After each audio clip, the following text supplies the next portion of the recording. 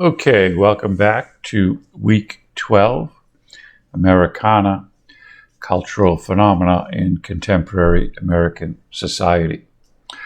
So, this is a review of our semester's worth of work. We've covered a lot of material so far.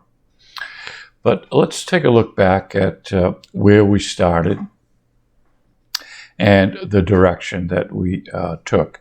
Of course, again, this is just a snapshot of contemporary American society, and in no way could we cover everything that's out there. So one of the first things that we looked at was the sociological definition of popular culture by Ashley Crossman. And just a real quick snapshot of what she has to say is the rise of popular culture. So scholars trace the origins of the rise of popular culture to the creation of the middle class generated by the Industrial Revolution. People who were configured into working classes and moved into urban environments far from their traditional farming life began creating their own culture to share with their co-workers as a part of separating from their parents and bosses. And when we looked at early American popular culture, it really doesn't happen until after and many years after the American Revolution. Previous to that, the popular culture was strictly English. But after the end of World War II, innovations in mass media led to significant cultural and societal changes in the West. At the same time, capitalism, specifically the need to generate profits, took on the role of marketing. Newly invented goods were being marketed to different classes. The meaning of popular culture then began to merge with that of mass culture, consumer culture, image culture, media culture, and culture created by manufacturers of mass consumption. So here we have businesses that get into the popular culture game, manufacturing goods they think that the middle class would buy. And sometimes they were spot on, and many times they were not. In his wildly successful textbook, Cultural Theory and Popular Culture, British media specialist John Story offers 6 different definitions of popular culture. And basically through the course, I think we touch base with most of these. Popular culture is simply culture that is widely favored and well-liked by many people. It has no negative connotation. Popular culture is whatever is left after you've identified what high culture is. In this definition, pop culture is considered inferior, and it functions as a marker of status and class. Popular culture can be defined as commercial objects that are produced for mass consumption by non-discriminating consumers. In this definition, popular culture is a tool used by the elites to suppress or take advantage of the masses. Yes, something to be said about that.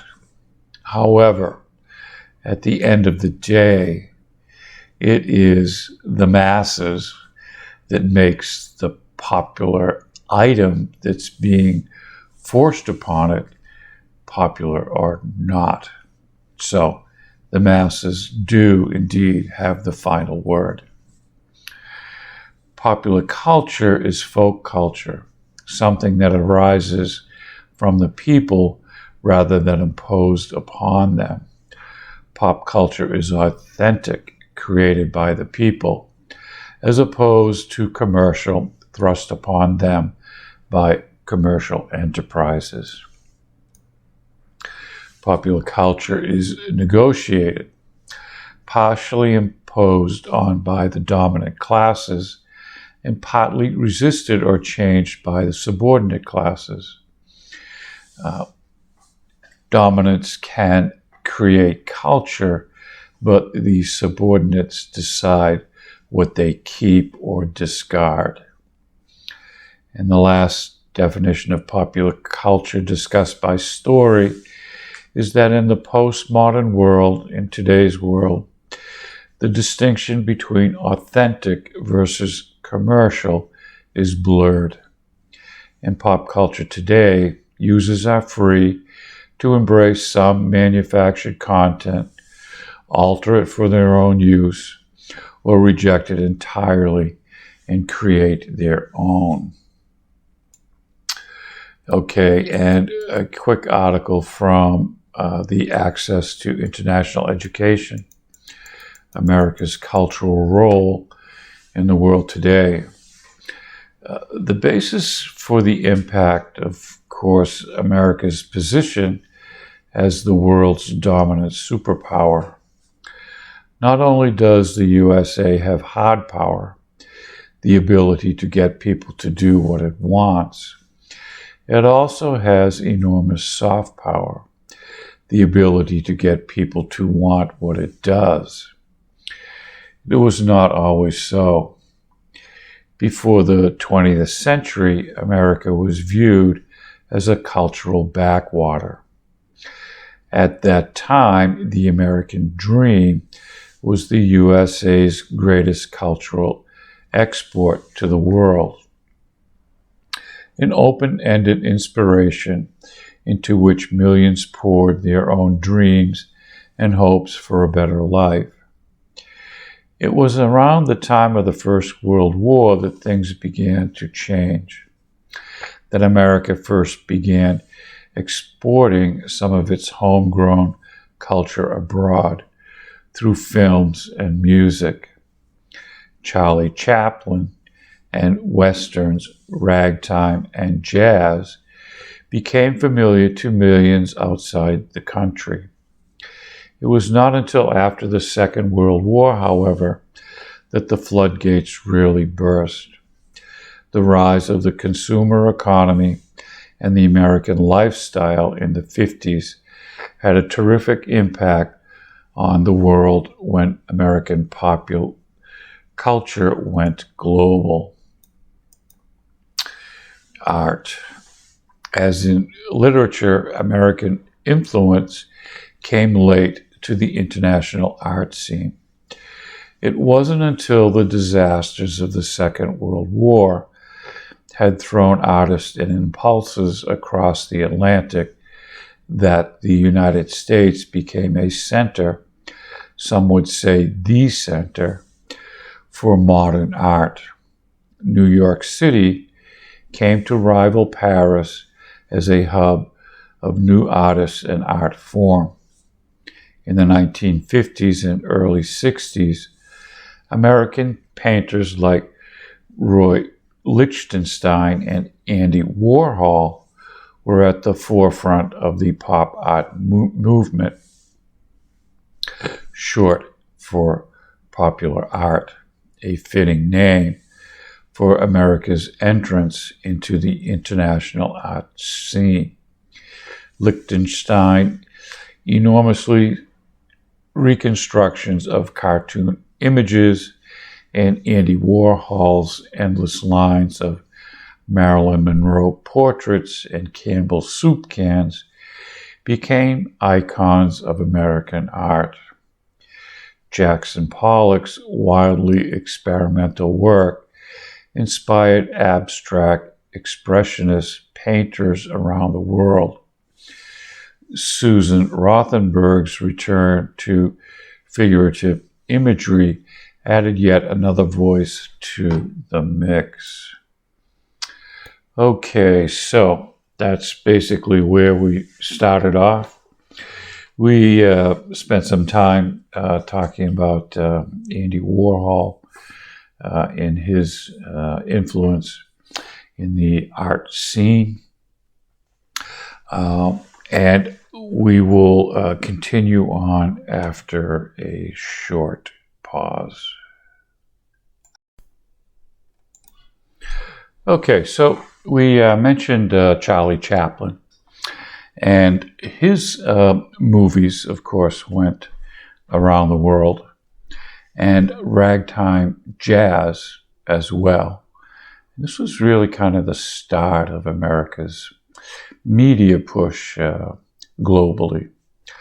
And movies and music, part of American popular culture, if it's not number one, it's pretty close to America's largest export product today, even today.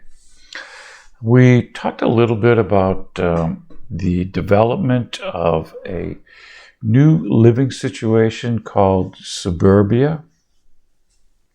After World War II, American servicemen came back on the outskirts of the cities. Inexpensive housing was developed in these large, probably previously farmland, and they put houses up together in a suburban development. Again, they were accessible to returning veterans for a reasonable down payment and a mortgage scheme. And that in itself changes the living dynamics in the United States. And from there, we see the development of the supermarket, and sort of eventually that becomes malls. But, today we have Amazon, and now the malls are kind of going under. But nevertheless, the idea and concept of suburbia happens, which creates within itself its own popular culture and marketing. We talked a little bit about the development of English as a world language. So, of course, with the British Empire, that's kind of where it had its original beginning, but after World War II, America kind of picks up the ball. And it's really due, probably for today, its start was through the use of the computer.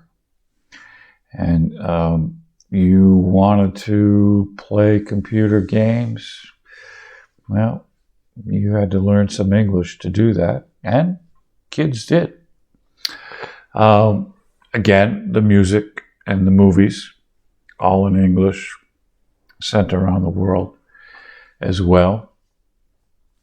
So English will be a dominant world language. However, running a close second and third will be Mandarin Chinese and Spanish. So be thankful you only have to learn one international language.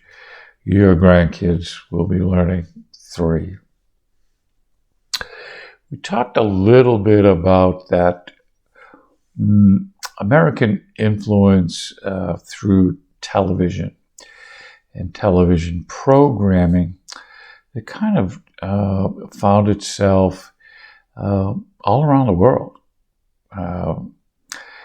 Sometimes subtitled, sometimes not, maybe dubbed. But one of the things that kind of took off were these talent game shows. Let's see, I think it started out as England's Got Talent or Britain's Got Talent, but America's Got Talent really took off. And now we see today individual countries following that same format. And we looked at Sweden's view of what was America's Got Talent. Talked a little bit about the influence of movies. And right now, today, Avengers Endgame seems to be the most viewed, watched moneymaker so far. Of course, America's influence in literature, Hemingway, Poe, London, 1,000 more, has spread across the globe. We looked at a video from a new compiler of music, a website called DJ Earworm, of a 2020 mashup of just kind of short little video vignettes of the songs that were popular during 2020, put to and creating kind of its own song within that. Now, DJ Earworm has been doing this for, I think, almost 10 years now. So on YouTube, you can go back to any year within the past 10 years and see a mashup of those songs. And he's pretty good at it. Of course, we talked about Andy Warhol and his influence in the pop art scene and the number of people that he has influenced along the way. We talked about sports, American sports, American baseball being played in places like Japan. Many professional American sports players learned the sport in their home country of the Dominican Republic and the Caribbean. So that was just our first week running through some of the topics that we covered. So from here, we talked about Marilyn Monroe, her life and her influence in the film industry and pop culture as a model for artwork. Andy Warhol's work most familiar. She has a very interesting life story. Not only an actress, but she actually became involved in civil rights issues, promoting jazz singers, and helped them to be able to work in clubs and venues that they probably couldn't have worked in before. So then we kind of look back at our Lit 4 class, where we got into the different regions of the United States and their cultural identity. And we had covered that in Lit 4 from a literature point of view, but we took it a step further. We covered some of the regional areas that we weren't able to cover in that class, and took a look at it from a popular culture point of view. So our first area that we looked at was called the Midlands, kind of around the Mississippi River area, Middle America. And we talked about a cartoon developed by Walt Disney that was very much part of Middle America, of course, back in the day. And that was a character called Steamboat Willie. And Steamboat Willie was Walt Disney's kind of first creation that eventually led to the international pop culture icon of Mickey Mouse. Now, we talked about Mark Twain and his life story. And when Mark Twain grew up in that Midlands area, young boys wanted to be a steamboat pilot. I mean, that was the big adventure job of the day. And Mark Twain, Samuel Clemens, tried his hand at it when he was a young man. He escaped a disastrous steamboat accident by quitting his job a year earlier, but on the same boat that he was a training steamboat pilot, blew up, and this was a problem with those steamboats and steam engines that hadn't really been perfected at the time. And we talked a little bit about Hannibal, Missouri, where Tom Sawyer grows up. And we showed a video from a movie from the Tom Sawyer story of how Tom convinces all his friends that painting the white picket fence is more fun than going swimming. I don't know how he did that, but somehow he pulls it off. We talked about beer, a Budweiser Beer Corporation, which is right in the middle of our mid-Atlantic states. And their symbol, a beautiful horse called a Clydesdale. And he or they have become an international symbol through the marketing of Budweiser beer, which is now worldwide.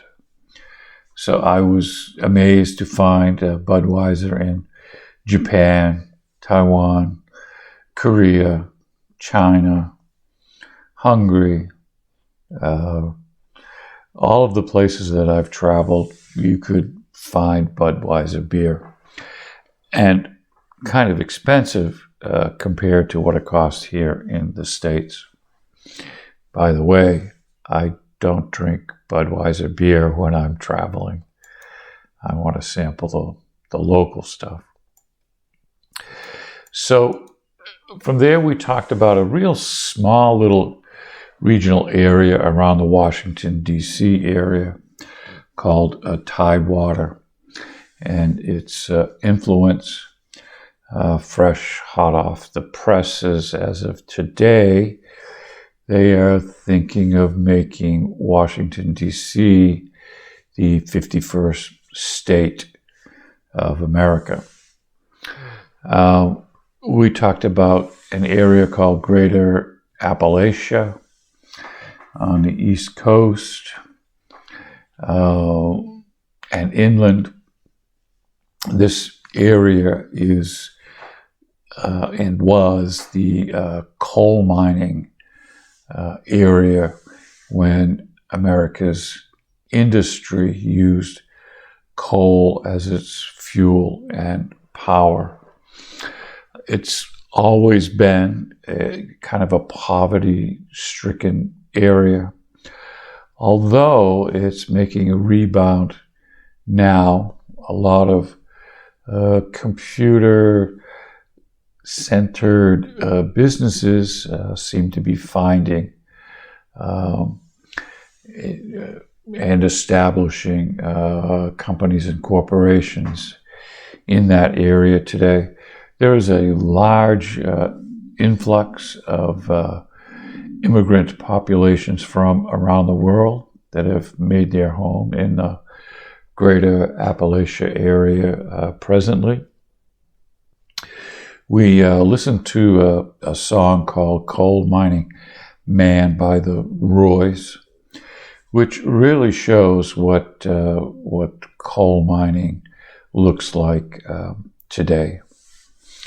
From there, we moved on to the Deep South, and we talked about a famous movie that portrays that called Gone with the Wind. Of course, Gone with the Wind back in the day was a smash hit. It's come under recent criticism today in terms of depicting racial and racism issues. We took a look at a movie called My Cousin Vinny and how it portrayed the South in probably, say, the last 15, 20 years or so. What the rural Deep South looks like today. Something called grits, which is made from corn, and how that plays into helping Vinny solve his cousin and friend from being convicted of a murder.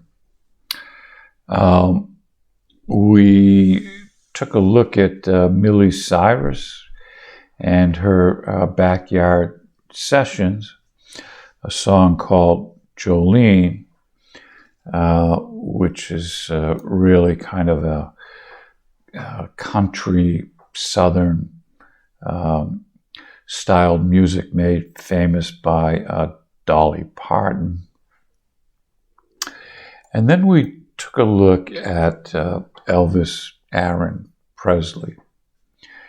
So Elvis was just kind of a regular kid growing up, kind of got bullied a little bit for being kind of a hillbilly, kind of that young kid that kind of plays hillbilly music. This was during high school. He makes a couple of records for his mother. And at that recording studio, he sort of gets noticed, but not really recognized. That comes a little later. The producers, a couple years after that, wanted to find a white singer who could sing African American music. And they gave Elvis a shot at it, and he became popular for that.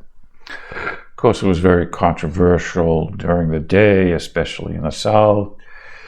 And he was kind of his records weren't played in some of the local radio stations because of that. But nevertheless, he makes an appearance on a TV program called Ed Sullivan, and he becomes a national hit. As time goes by, I mean, he's a good-looking guy, and he makes it into the movie business. Is featured in numerous movies, and makes a strong run as a sort of actor in the movie business. Kind of, pretty low grade, not really high script type movies, just kind of fun and games, that sort of thing. And with some romantic twist to it. And Elvis sings the songs and gets the girl and that sort of thing. And that almost ruined his music career. So as time goes by, Elvis kind of fades from stardom and the starlight. The story goes he's walking down the streets of Los Angeles or San Francisco, and nobody knows who he is. Nobody recognizes him. Nobody runs up and asks for his autograph, and he just kind of becomes a regular guy again.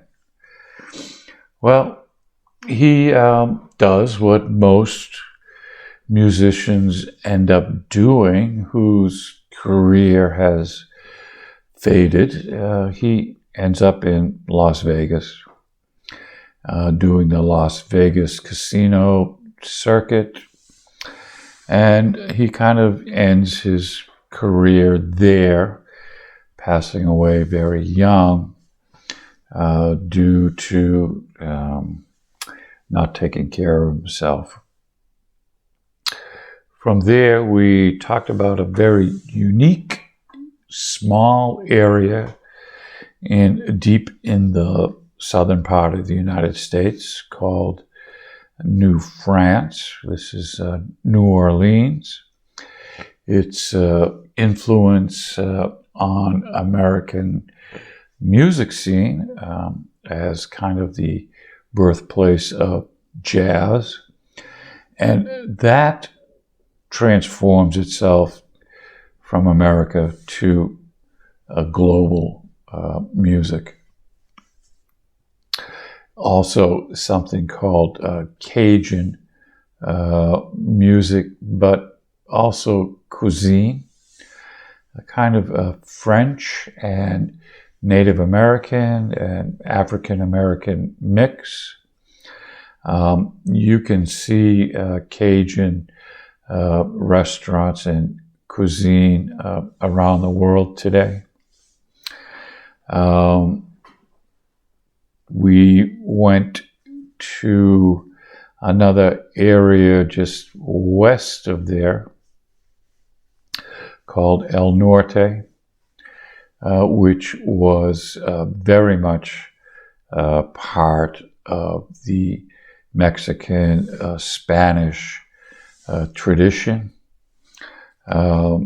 very strong today, and such as I would say Carlos Santana would be the modern musical interpretation of El Norte today. We took a little journey to what's called the Far West, and country and western music for sure, cowboy influence. The cowboy influence originated really in Spain, made its way through Mexico up to the far west, including everything from the hat to the influence on its music. Country and Western creates its own style of dancing called the line dance. And we took a look at that. We took a look at some of the territories of America in the Pacific, which brought back the art of tattooing. So these were some of the areas that we looked at. We took a little vacation travel guide through New Orleans. We talked about a very successful movie called Butch Cassidy and the Sundance Kid, which is actually based upon a real story. We took a look at a movie called Tombstone, and a few dollars more, some of the what was called the spaghetti westerns, starring Clint Eastwood. Now, the spaghetti westerns were actually shot on location in Italy because it was cheaper than shooting the films in the United States.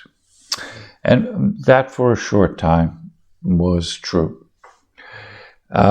We took a look at what life was like in the pioneer days as a wagon train cook on what was called the Chisholm Trail, which was a famous trail for herding cattle from its grazing land to the marketplace. We took a look at a movie called True Grit, starring John Wayne, one of the more famous cowboys of the day. We took a look at some rodeo. What's a rodeo from the western part of the United States and Canada. Now you can find rodeos in Brazil and Mexico as well. We took a look at some line dancers and something called the powwow, which is First Nations gatherings where they celebrate their culture and music and dance. We took a look at a video by Glenn Campbell called the Wichita Lineman, kind of a modern day cowboy-ish type song about the lines of electricity, those huge lines that you see traversing across the United States, bringing power from one city to another. And it's a song about being a repairman. We took a look at a video by Paula Cole, who's actually from Cambridge, Massachusetts, but writes and sings a song that became a smash hit called Where Have All the Cowboys Gone? And of course, we had to take a look at John Denver, his Rocky Mountain High, a song that's in every karaoke venue around the world. From here, we talked about Norman Rockwell and his influence on art. He was a magazine cover artist that basically covered modern 50s, 60s, rural Americana life, a life in a small town. But he actually, in addition to that, takes on some of the controversial issues of the day, civil rights being one of them.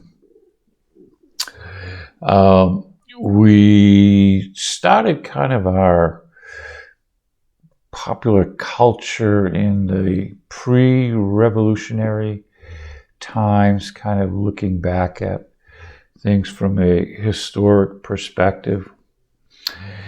And we took a look, and basically in the pre-revolutionary times, again, a lot of it came from England. It was things like dolls and doll houses and that sort of thing. And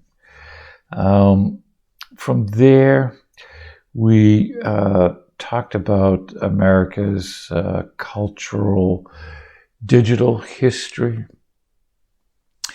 the America's first radio voice, which took place right down the street from here in a small town called Marshfield, Massachusetts, where the first radio program was transmitted to ships off the coast during Christmas Eve. And of course, this was wireless. We talked about the American automobile.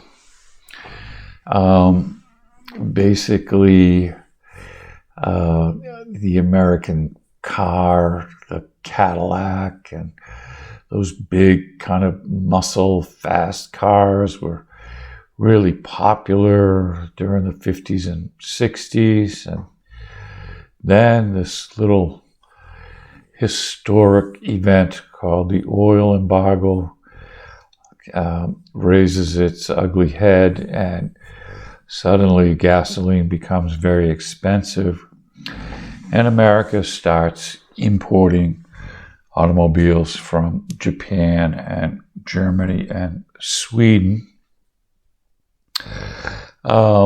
We took a look at the beginning of the supermarket, which gets back to our little story about Suburbia.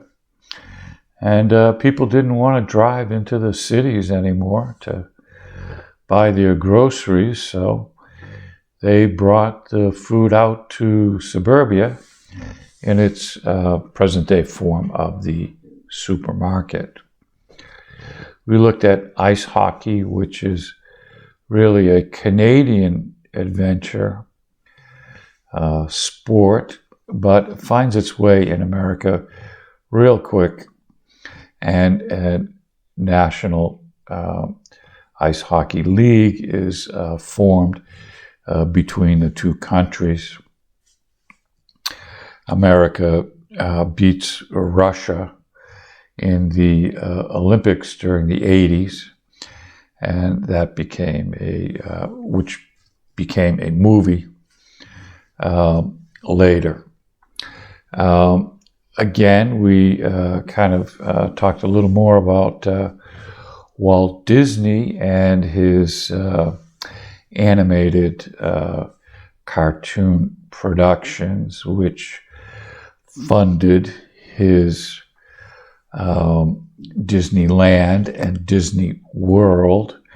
And we find Disneyland in places like Paris and Japan. We talked a little bit about Time magazine, kind of a weekly news magazine that takes the news highlight stories and really digs into them a lot deeper. We can find Time Magazine now and Newsweek Magazine now on the internet. We talked about an inventor called Clarence Birdseye, and he changes how we shop in our little supermarkets today by creating a fast frozen food process, but he also creates a distribution system so that by flash freezing food now today through airlines, we can get flash frozen foods from all around the world. But in 1955, Birdseye's processing creates an American cultural phenomena called the TV dinner. And the TV dinner was supposed to make the housewife's life a lot easier. Of course, TV's on the scene. 1955, almost everybody has a TV set. Of course, it was black and white and had these little rabbit ear antenna things on top of it. And families would sit around with their TV dinners and watch TV. So it creates a whole new lifestyle arrangement. We talked about the invention of the refrigerator and how it used to be an icebox that you would have a weekly delivery of ice brought to your house to keep your food cold. But eventually, through time, the icebox becomes the refrigerator that we know today that runs on electricity. And we talked about how the kitchen, which used to be kind of a back room in the back of the house, has now become the entertainment center. We talked about something called junk food. The Twinkie comes to mind. Highly processed food that doesn't spoil quickly over time, but is definitely not good for you. So we're going to take a quick little break here, and we'll be right back in a moment. Okay, so from here, we took a look at architect Frank Lloyd Wright and his influence on American architectural design. He tries to transform buildings to mimic its surrounding nature.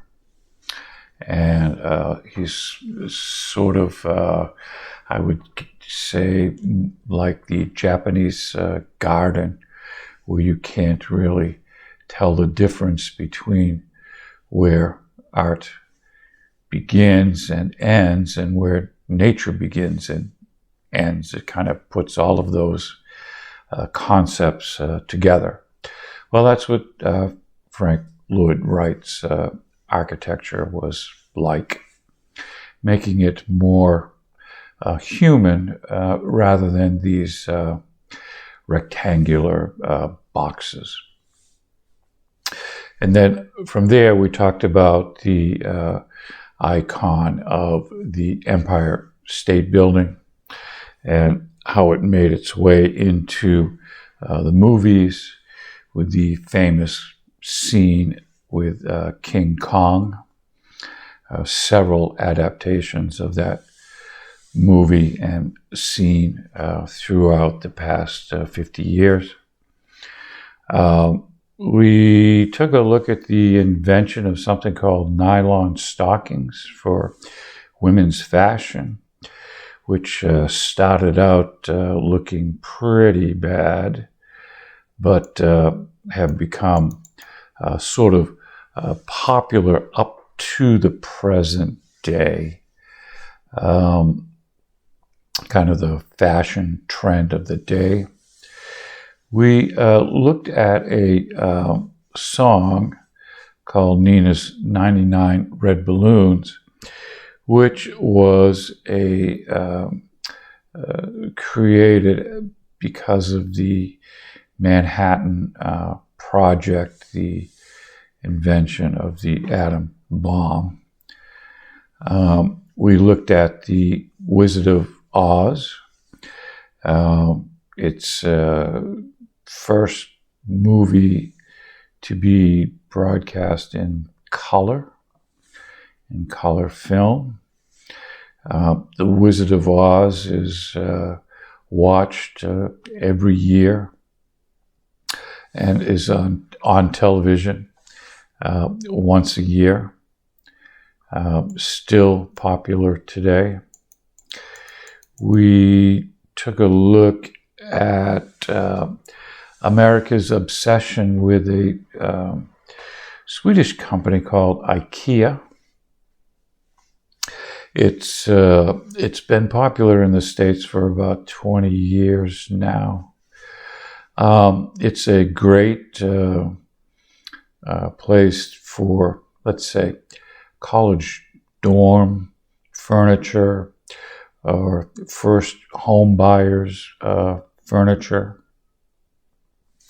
And you do something very uniquely American, DIY, do-it-yourself concept, but that's spread around the world as well. And we took a look at a video from a television program called This Old House. And This Old House started as a PBS television program in the Boston area, where they'd take these kind of old colonial houses and restore them. And I mean, they're worth big money today. And that was a popular television program. I don't know if they're still producing it today, but many reruns and offshoots of that program. Flip This House, where young folks go in, they buy a house, they fix it up really quick, turn around and sell it for a profit.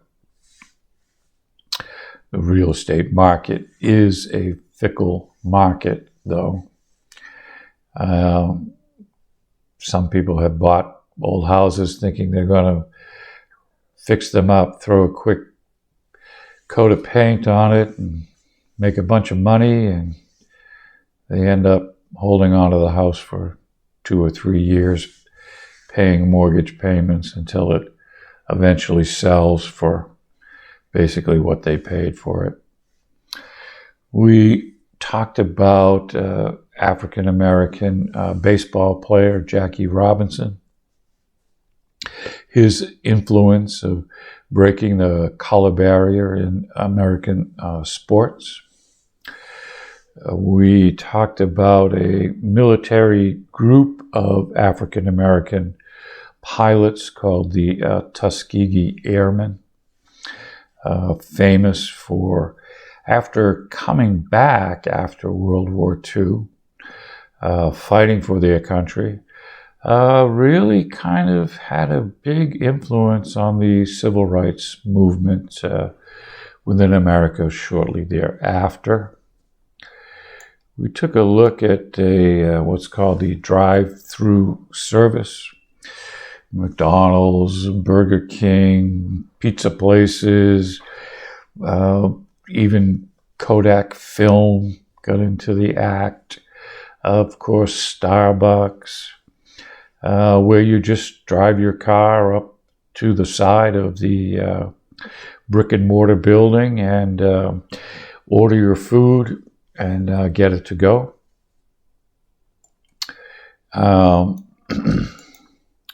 We talked about something called the Diners Club card, which was invented by a guy who goes out to a restaurant and forgets his wallet, but he knows the restaurant owner and he lets him slide, and he comes back the next day with an idea of creating a card that he could show and just be billed for his meal. And this eventually turns into the credit card that we can't live without today. We talked about a TV program called I Love Lucy, which was so popular that even during the space flights to the moon, people started calling the network and saying, "Hey, we've seen enough of the moon stuff. I want to see I Love Lucy." We talked about two musicians, Miles Davis and Ray Charles, two African Americans that really influenced American music. Miles Davis, if you're a music aficionado, everyone has a kind of blue album of Miles Davis in their collection. We talked about something called Keep America Beautiful. So, of course, during the 60s, this kind of environmental movement takes place. Cleaning up the air, cleaning up the water.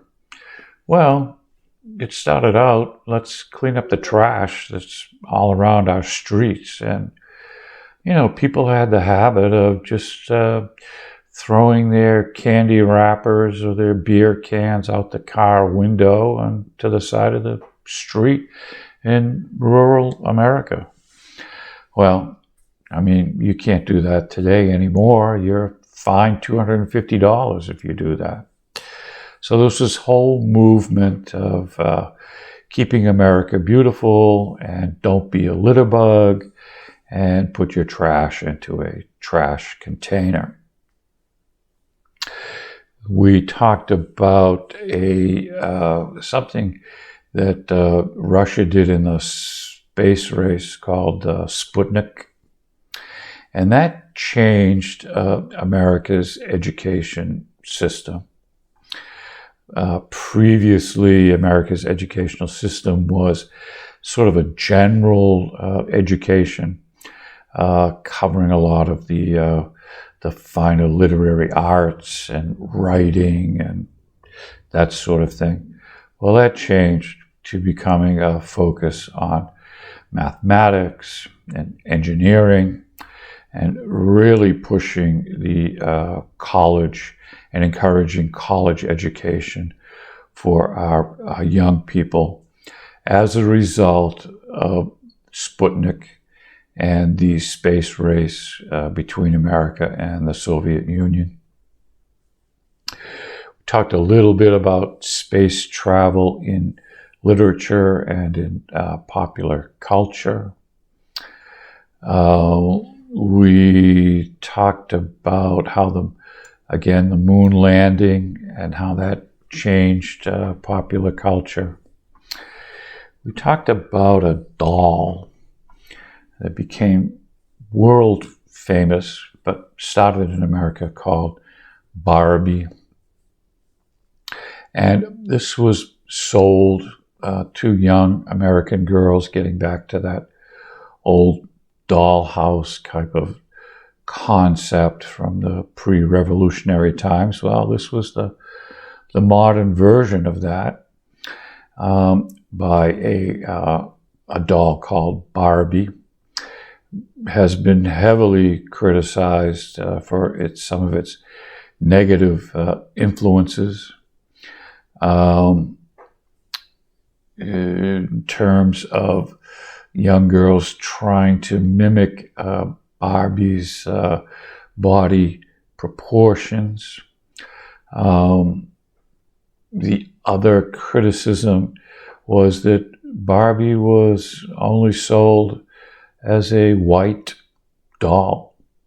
Well, now today we have Latino Barbie, African American Barbie, Asian American Barbie, and Barbie has made its way around the world.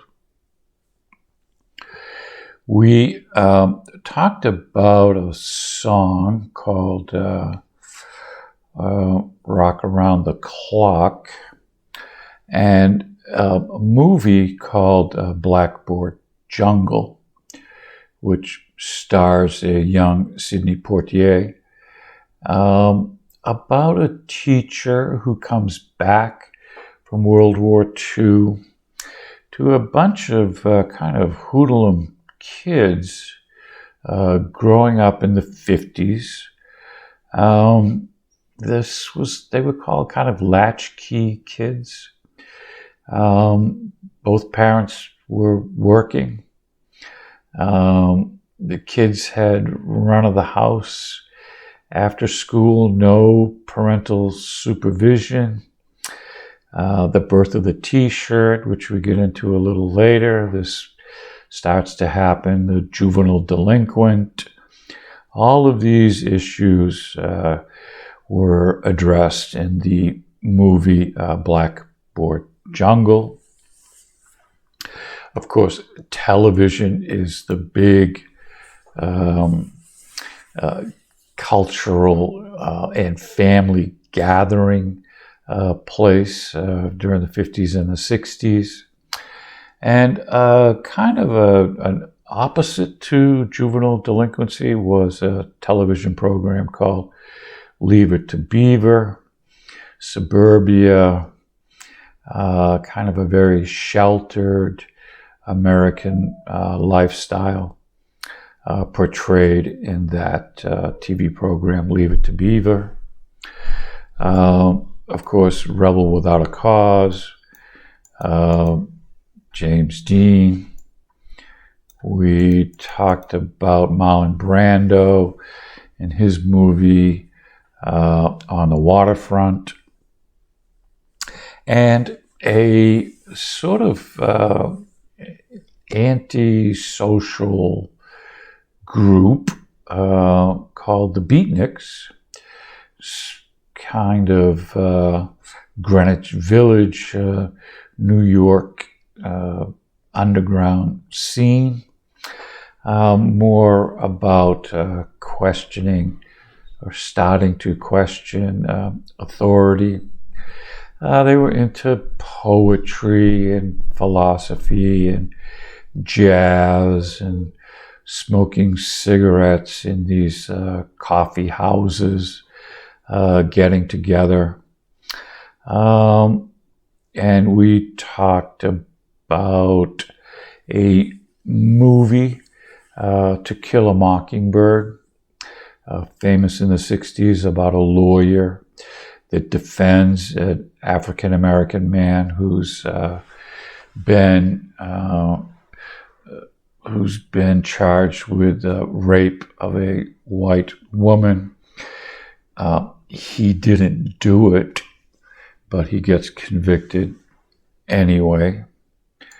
We talked about, for Ray Charles, a song called Georgia on My Mind.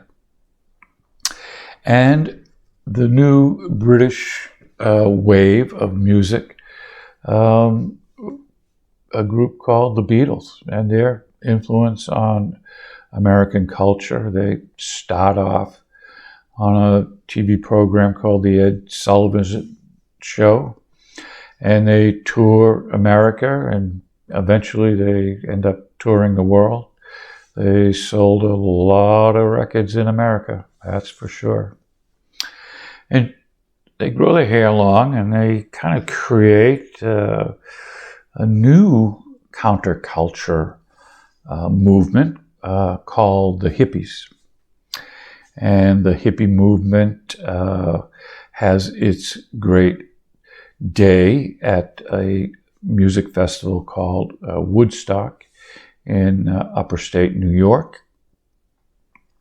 And we are introduced to the song Woodstock by Crosby, Stills, Nash, and Young. So from here, we talked about an actress, Mary Tyler Moore, and her influence on single professional women who are empowered and become empowered. She is kind of an influence on the feminist movement, but not in a radical way. Of course, we talked a little bit about the downfall of the American power muscle car and the rising sun of the Japanese automobile. This is during the 70s. We talked about the beginnings of a new company called Starbucks. And they're out in the northwestern part of America. But 20, 30 years later, we find them all over the world. Again, in the 70s was the Apollo 13 accident. Becomes a movie. It kind of gets Americans who had lost interest in the space race and the lunar moon travels, but after Apollo 13, America picks up their interest in space again. Of course, this is the time of the Kent State shootings, where National Guard troops shoot on unarmed students protesting the Vietnam War. Creates a kind of a song. It's called Ohio by Crosby, Stills, Nash, and Young. And we talk about an African-American singer named Stevie Wonder, a blind singer. He starts off as kind of a real young man, probably 12, 13 years old, but he is across the decades with his music. We talked about 20 things every cool kid growing up in the 70s owned, from the banana seat bicycle to headbands. We talked about an American artist, and from your reflections on this particular class was Bob Ross, a PBS artist, and his Happy Little Clouds. And one of you wrote about how you're actually able to get that program over in Hungary. We talked about a daredevil by the name of Evel Knievel and his jump across Snake River Canyon. And a smash movie called MASH, which was set in the Korean War. A group of doctors and medical people kind kind of near the front lines of where the action is, and this is where wounded soldiers would end up to be saved.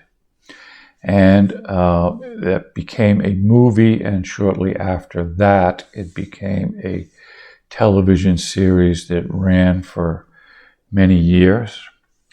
Another movie called American Graffiti, which stars Richard Dreyfuss, and that kind of puts him on the map for his future movie career.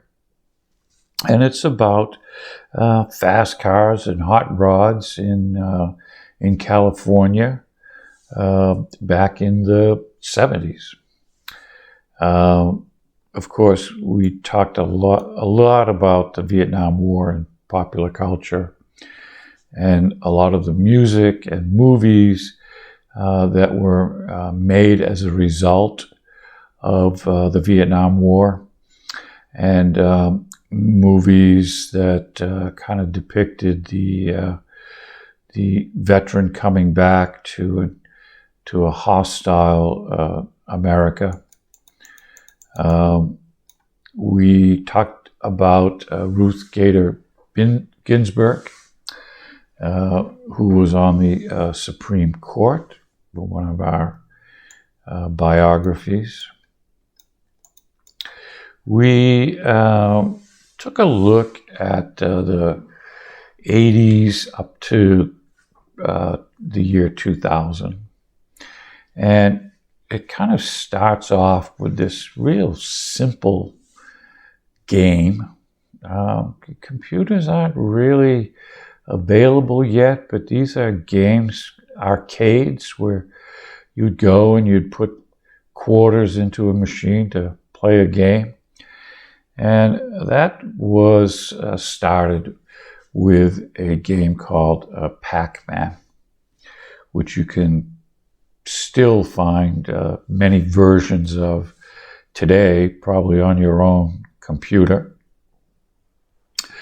We talked about the birth of CNN, the first 24-hour news network.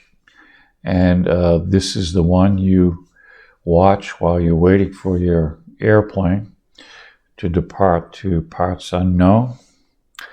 We talked about the beginnings of a TV program called MTV, which is music-based. It starts a couple of different things. One is video music.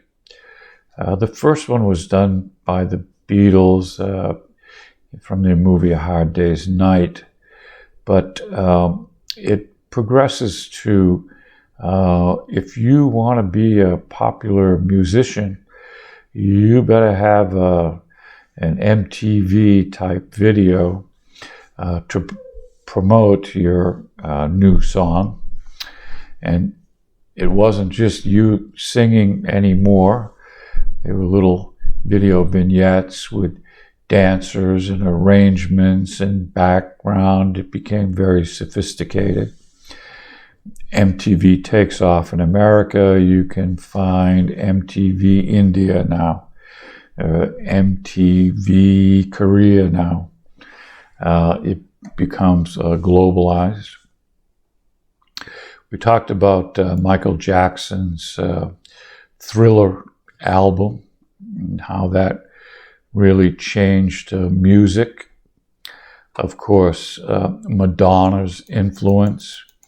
Her number one best video that she's made is called Vogue. We talked about a cartoon program called The Simpsons, 30-year run on television, about kind of a parody of American life. We talked about the digital camera and how that changed photography. and really basically put Kodak film out of business. Eventually, the digital camera is built into your cell phone, and your cell phone takes better pictures than the original digital camera of the day, and video.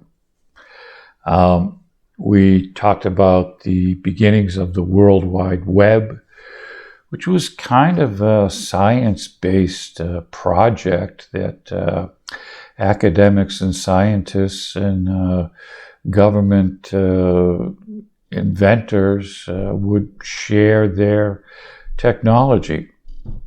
And now it's available to everyone, everywhere, as a form of entertainment and not specifically for research. We talked about a movie called Jurassic Park, which was a big hit back in the day, science fiction. And then the invention of a company called Amazon. And Amazon has been under a lot of controversy lately by the way it handles its employees. And Amazon has really changed how we shop. In fact, I got a package outside I've got to take a look at. It was just delivered myself. Took a look at a TV program called Friends and its influence internationally. It somehow becomes an English language teaching tool. Disney's movie The Lion King and animation. We talked about a new cyber way of communicating. Back in the day, it was called Hotmail. This is your email. I mean, it's not just for friends anymore. It's businesses and all of that sort of thing.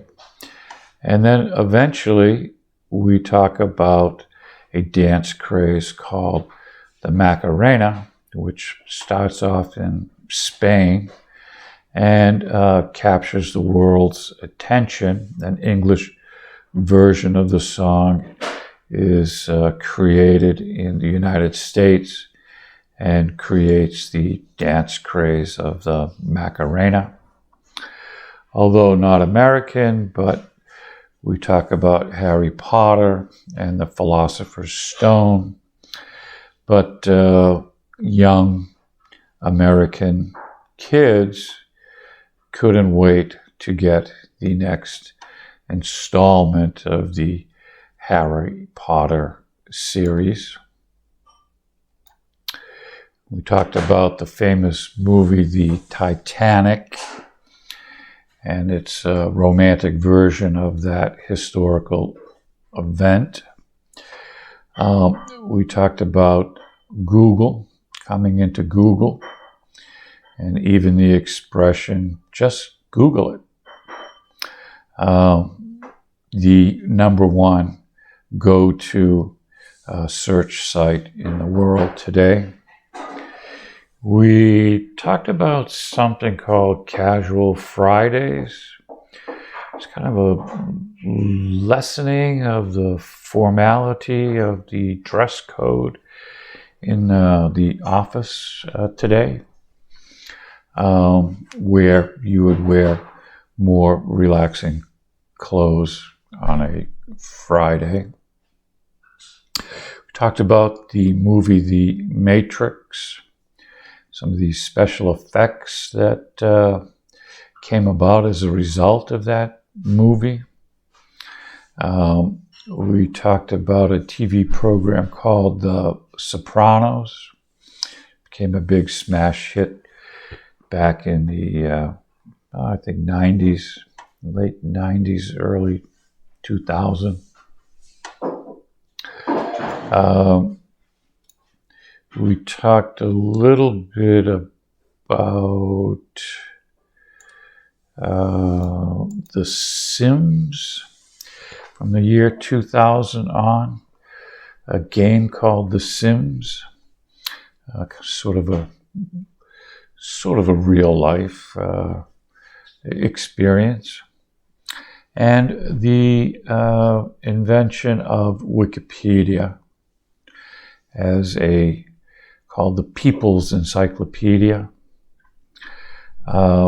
We talked about 9/11 and its impact on popular culture, through movies, television programming, and newly instituted safety issues. We talked about the iPod, which nobody uses anymore, but you had to have one of those in the early 2000s for all your music. And then we talked about Al Gore's movie, An Inconvenient Truth, really explaining to the world, by way of example. It was actually a slideshow, presentation that became a movie about climate and climate change. Talked about the end of a long run of Oprah Winfrey's television programming, and the story of Kodak film and the Encyclopedia Britannica. We talked about Disney's Frozen, a famous movie, and a new TV program in 2013 called A Game of Thrones. We'll take a little break here and come back in just a moment. Okay, so we're kind of right in the middle of what you have grown up with, and what is most recent in the last few years in terms of culture and news and so forth. And the next person we talked about was Colin Kilpatrick, a football player that started a movement of kneeling during the national anthem. This was followed by the Me Too movement. And then we talked about a movie called Crazy Rich Asians, a movie with an all-Asian cast to it, the first time in 20 years since The Joy of Luck Club. And it's not really it's not a multicultural movie per se. It's a movie more about class and distinction. The girl in the movie is from a single parent mother, growing up, not quite poverty, but pretty close to it, whose boyfriend is ultra rich family from Singapore. We talked about a recent music video, Little Nas X and Old Town Road.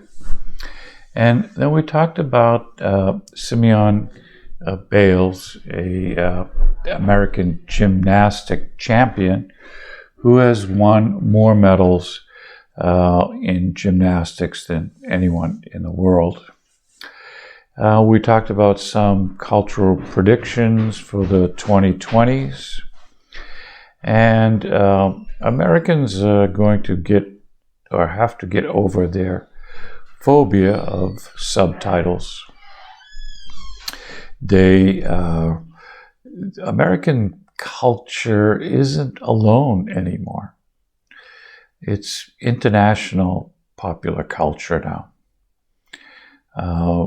Movies, music, as we'll see with our next piece of Despacito, has become international. The world is a much smaller place now. And people from all over the world are showing and sharing their popular culture from their different countries to everyone, everywhere. So from there, we kind of took a look back at some of the folklore, American folklore and their stories. We've Ponce de Leon and the Fountain of Youth. We talked about Plymouth Rock, George Washington and his cherry tree, the swamp fox of the American Revolutionary War, the Betsy Ross creating the American flag story, Paul Bunyan, a lumberjack, John Henry, Johnny Appleseed, Davy Crockett, Geronimo, Casey Jones, Wild Bill Hickok. And then we talked about the changes in American cuisine, especially the American breakfast. It used to be bacon, eggs, grits, potato, heavy cholesterol. Well, that's all changed now.